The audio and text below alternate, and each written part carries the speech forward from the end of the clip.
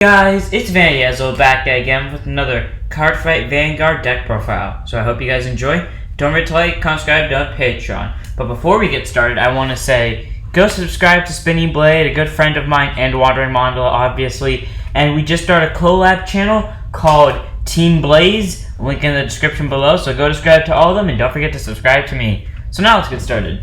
So for this video, it is Royal Paladin. Blaster / Arc Saver deck. So as you can see, our starter is Glime. It's the normal when you ride it, you draw a card. I wish this was Bartgal. Let's just pretend this was Bartgal because I didn't want to spend extra money, even though it was a few cents, just to get Bartgal and then have a leftover starter. When I decide to build another Royal Paladin deck, this will be Bartgal at some point. Next up are our triggers. 4 copies of Margal. Yes, this should be Epona. Not Epona, Assault. I just didn't buy Assault because I didn't want to have to buy from different companies. So, put Assault in this because this deck does actually need the draw power. I was going to make a 12 crit, but now I realize the draw power is actually helpful. So, get Assault, but if you can't get Assault, at least run draws because it can be helpful and it can definitely save you. And then 4 copies of each of our 2 crits, Epona and Flogel, so we have 8 crits right here, 4 copies of both.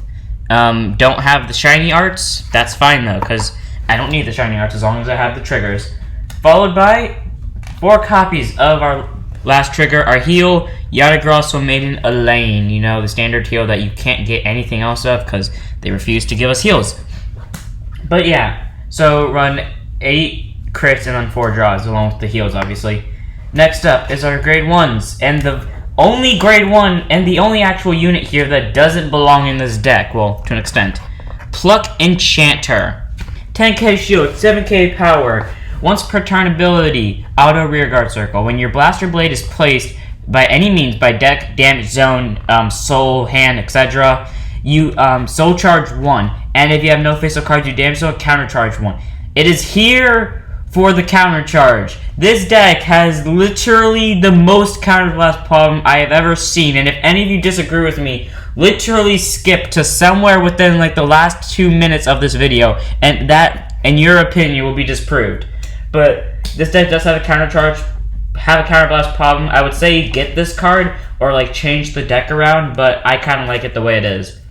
Also, it does have a soul problem, so that also helps. Just fix 2 problems at once. But it's only once per turn, so make it count. Next up, 4 copies of Blaster Javelin. 10k shield, 8k power, continuous rearguard circle. During the battle that it boosted, if you have a Vanguard with Blaster or Arc Saver in its card name, this unit gets plus 2k, so it's a 10k booster and auto rearguard circle. When it boosts, if you have 6 or more units with blasters and their different card names, you pick an opponent's rearguard in the front row and you bind it face up. So that's useful because it can get rid of an intercept possibly and can just stack power altogether. But this deck does not have units with 6 blasters in the card name because I could not get a certain 2 cards. But it still functions without it. Just it's meant to use the more often abilities than the actual other abilities itself. Finally, for our grade 1s, 4 copies of Blaster Dagger, who I just love freaking looking at. It looks the most prismatic out of all of them, and they're all double rares, so. 10k shield, 8k power, Blaster Dagger skill, continuous rearguard circle. If you have 6 units with blasters in their different card name, they all get boost. That's useful. You can turn grade 2s into boost, and since there's 3 of them, you can essentially have 1 with a 10k boost, and then 2 10k hitting rearguards at the very least, followed by amazing boosters, so cool. And then auto rearguard circle. When the attack of your Vanguard with Blaster or Arc Saver in its card name hits a Vanguard, you may bounce this card to your hand. That's useful, because you can call it, rush, and then get a 10k shield back into your hand. I have done that, and I've used this deck a lot. I have done that against Wandering Mandala and Spinning Blade literally every time I've used this deck, and that has yet to fail. I pull off such a rush that they're at 5 damage when they ride to grade 2, just by doing that. That is how broken this deck is, to an extent. Now on to grade 2s. 4 copies of Blaster Arrow, 5k shield, 10k base. If you have 6 units with blasters and their different card names, this unit cannot be chosen by effects. So it can be good, it can be useful, really your opinion on how you see it. I say it's kind of good because it can get rid of, if you're playing in premium, screw you locks. There are so many ways this can screw over locks. And then auto rearguard circle. When placed, if you have 3 or more units with blasters and their different card names, discard a card from your hand, search your deck for up to 1 arc saver and reveal it, and then you can shuffle your deck. So you can ride, so you can get the grade 3. And how arc saver works, I'll explain its skill later, but it can basically, it's a grade 4, but it can be used as a grade 3, which is really useful because you can essentially search out your main ride target. And it doesn't specify on the card, but I'm pretty sure to use Blaster Arrow's skill, you have to actually, they can be on the field or drop zone. So abuse that if you can't. It might just be field, but if it is in the drop zone, that does actually help a lot more, but it's one of the two. Next up, 4 copies of Blaster Rapier, my second favorite grade 2 in this deck, and slightly more useful than Blaster Arrow in both ability terms. 5k shield, 10k power. If you have 6 units with blasters and their different card names, it gets plus 15k continuously during your opponent's turn 2. So if I did have that other blaster, this thing would have 25k base during each player's turn. One heck of a beater already, and then a really good defensive card. And then auto rearguard circle. When it attacks a Vanguard, if you have a Vanguard with Blaster or Arc Saver in its card name, look at the top card, and then place at the top or bottom of your choice. Once more, another reason why I've been able to rush Wandering and Spinning Blade, because I trick them out with making them think I have triggers at the top, so they take it, and then it's not a trigger, and then they get screwed over by it. Really smart. If they're watching this, you know why I'm saying this. And then, finally, 4 copies of Blaster Blade! I'm sorry, I had to do that. 5k shield, 10k base, continuous Vanguard circle. If you have 4 more rear guards, plus 1 critical.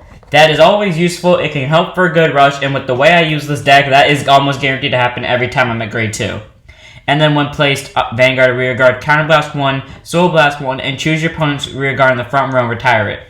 So in this deck, you don't really use that skill that often unless you only have 1 counterblast available, and then, in that case, do it. Trust me, there are reasons why you would do that. Mostly because of Pluck Enchanter. So if you have Pluck Enchanter out and you only have 1 counterblast, but you do have the soul, use Blaster Blade's effect, just because you're going to get the things back anyways. You might as well do it just to kill a rear guard. Finally, now we're on to our grade 3s. Took long enough. 3 copies of Alfred Early. Now, my grade 3s is where it's most messed up at, so I'll explain what some other people would run. So, Alfred Early, Imaginary Gift Force, obviously, 13k base, Vanguard Circle, auto, when placed, Counterblast 1, call Blaster Blade from your hand or soul to Rearguard Circle, give it plus 10k, and you draw 1. As you've all seen before, I give the Force Gift to Blaster Blade Circle, call Blaster Blade, gets plus 30k, and I probably draw triggers, and then I abuse that to so many extents. In this place, if I had bought the cards, I'd say I run 3 copies of a card known as Excavate the Blaster here. So, I guess I'll just link that there where, like, you can effectively, you can read the card, because I'm going to put it on the side somewhere. 3 copies of King of Knights Alfred. This one I can see someone changing. You don't have to change this, because this actually fits here. If you want to change it, switch it for Messianic Lord Blaster. But anyways, Alfred's skill. At Vanguard Circle, once per turn. Counterblast 1, search your deck for up to 1 Blaster Blade, call it to rear guard, and this unit gets plus 5k till the end of the turn, and then shuffle your deck. So you can get a Blaster Blade, and then give it plus 5k, imaginary gift on it, plus 20, so now it's at 25.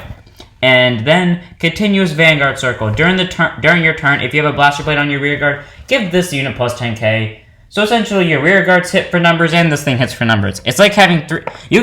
Like I said before when I was doing a fight against Wandering, it's like having 3 Force Gifts at once, even though I only have 2. Perfect. And then finally, the card that is supposed to be here.